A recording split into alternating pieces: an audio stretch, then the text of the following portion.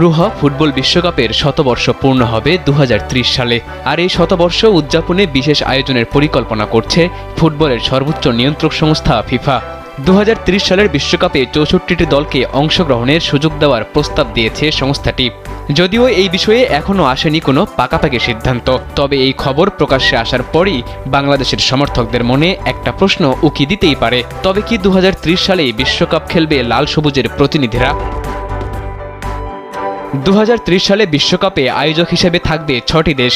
ফুটবলকে গোটা বিশ্বে ছড়িয়ে দিতে ফিফা নানা উদ্যোগ গ্রহণ করেছে। তারই অংশ হিসেবে প্রথমবারের মতো 6 দেশে অনুষ্ঠিত হবে বিশ্বকাপের শতবর্ষের সেই আসরটি।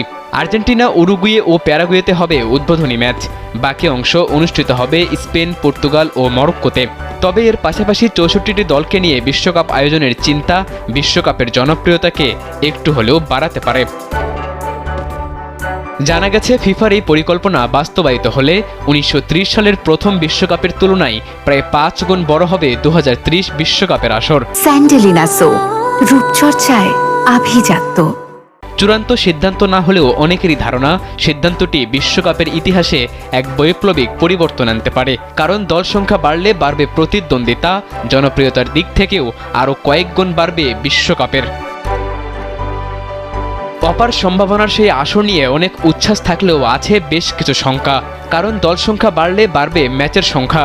সেক্ষেত্রে ফুটবলের বৈশ্বিক এই আসরটি নিজেদের মান ধরে রাখতে পারবে কিনা তা নিয়েও থেকে যায় প্রশ্ন। তাই তো পাকাপাকি কোনো সিদ্ধান্ত নেওয়ার আগে ফিফাকে বিবেচনায় রাখতে হবে বেশ কিছু বিষয়।